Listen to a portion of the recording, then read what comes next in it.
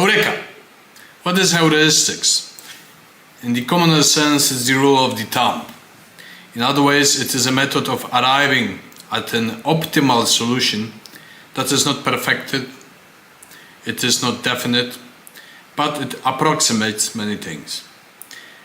And when we deal with magical arts, we use the hypothetical inductive-deductive method, meaning that we state a hypothesis that something may work if I visualize something or subtly materialize it with my mind.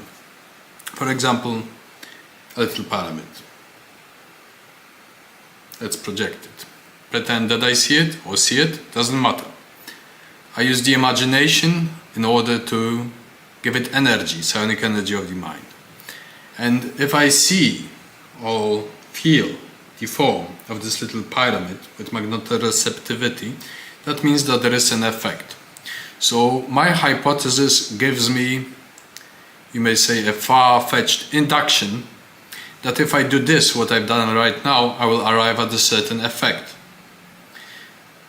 It's a non-verifiable, non-falsifiable hypothesis.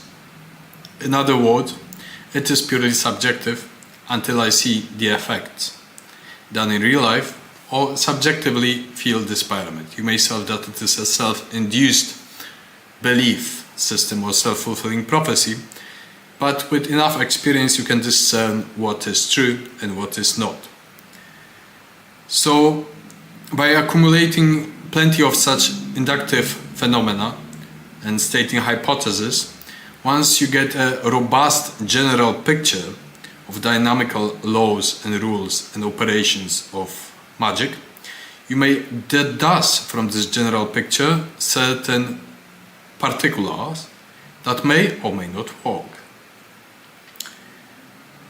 Now,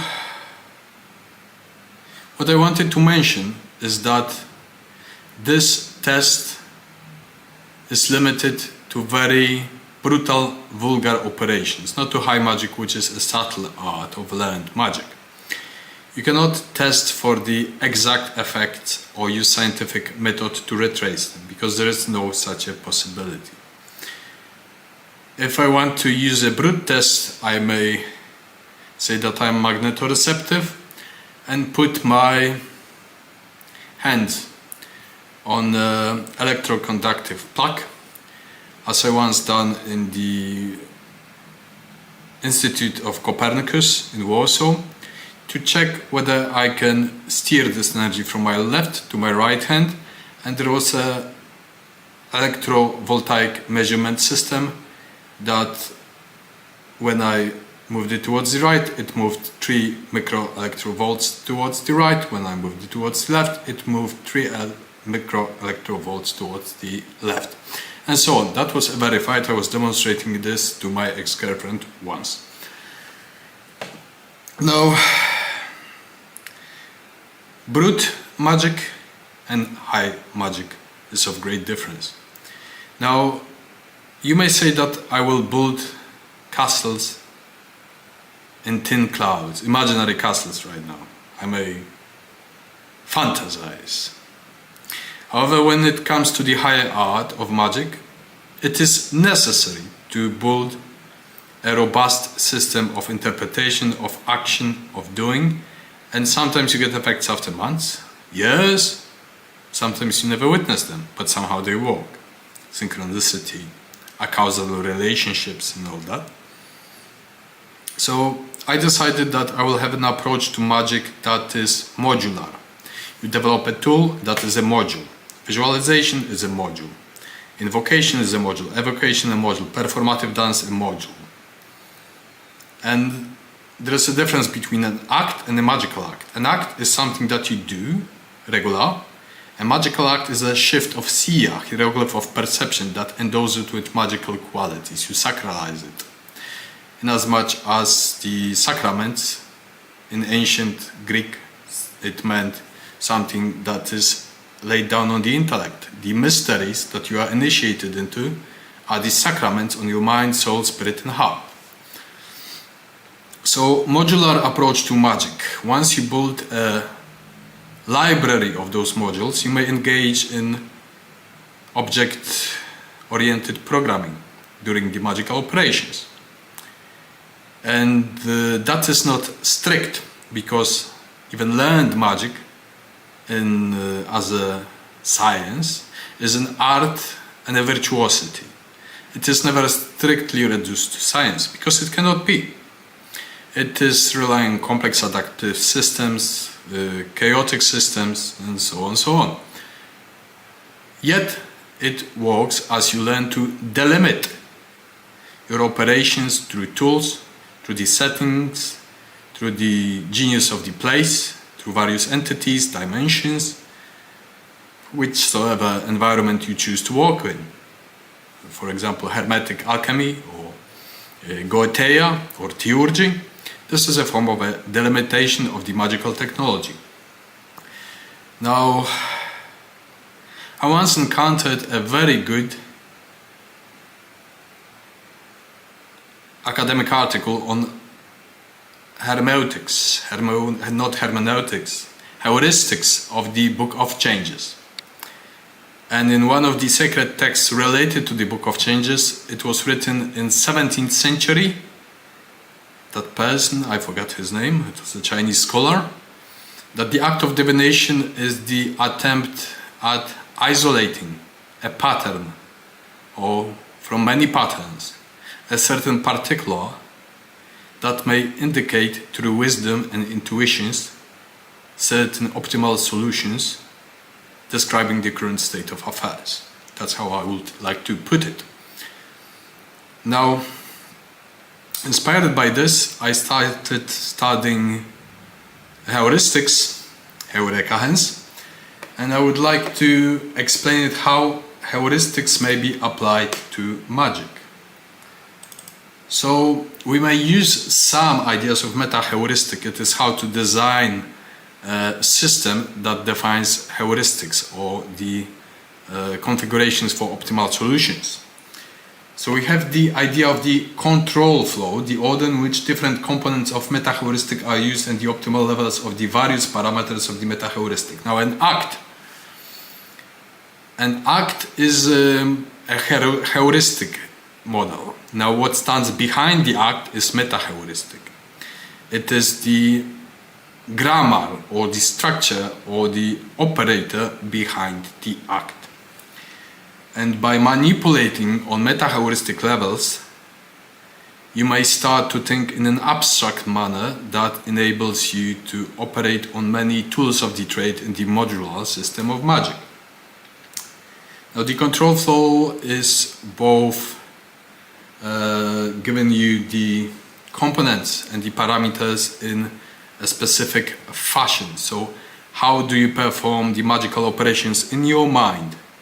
Hierarchically, sequentially, linearly, continuously, and so on and so on. And how it flows through the process of it, how it is structured, is very important. Now, in magic, and magic will be a hybrid model of meta-heuristics, it is adaptive, so when it includes a mechanism to modify its configuration during its execution. And magic is an act, it's a process. Therefore, during its executions, you also configure it. You decide for the parametrization, you decide for the control flow. It's an act that is continuously happening in the process of a ceremony, of a rite, life, and so on. The other thing, multi-level meta-heuristic algorithm. It is an algorithm that configuration is altered by another meta-heuristic algorithm. For example, if you operate on meta-heuristic levels of tools of magic, another system of coordinates, another meta-heuristic, for example, a demon from another dimension may enter with its own heuristics. And this causes a form of a fraction of a disturbance in your operation. That's what makes magic so interesting. It is an art, as I mentioned before. As I said, it's a hybrid meta-heuristic, so it combines several such frameworks, as mentioned before. So the parameterization. Now, if you change one condition, one parameter in your meta-heuristic and heuristic model of doing magic, there is no way you won't affect the others. It's a very complex system, and depending on how well you are at operating with the parameters, you get the effects that work and are effective, or they do not. So in brutal, vulgar, low magic, you may get the effects that you actually see. If I visualize a servitor and charge it with Chi-bit energy, I can see a flying bat. It's an empty servitor that didn't get any instructions to operate in the ethers. And I erased it. So, next. Parameter tuning, that is of severe importance. That is adaptive parameter tuning. On the go, that is online. Now this is another interesting concept from meta-heuristic, that is greedy randomized adaptive search procedure. In other words, if we put things into motion, for example a servitor, with each iteration of an operation it picks the best element of the set of potential solution elements if it will be programmed to harvest for such solutions. It is a bit like a programmed virus that spreads and attempts to optimize itself also in the ethers, in the outer world, and may be optimized by external forces, the other side too.